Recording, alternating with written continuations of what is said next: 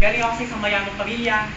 Lahat meron. Kotse, magandang bahay, mga garang mga damit, kung ano mga kagamitan. Ngunit sa isang iglap, naglaho lahat yun. Nanay ko nagka-cancer. Tatay ko iniwan kami. Iniwan lang kami basta-basta. Ngayon, isa na kami hampas lupang maralitang doyok-dok. Nakatira sa estero. Pero nag-aaral pa rin ako sa Lasal. Paano ko nagawa yun? Sus, tangina, all boy. Sumasayaw sa bar. Una ko munang sinubukan yan sa Malate, sa kanto ng Coros at kanto ng Nakpil.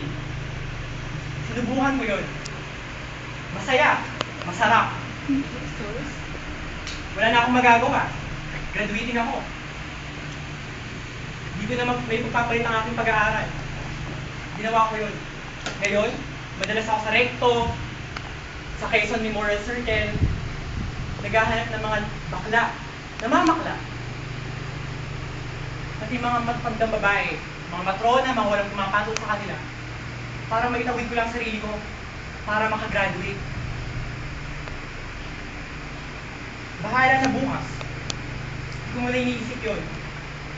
Basta ako si Eduardo, estudyante sa araw, all boy sa gabi.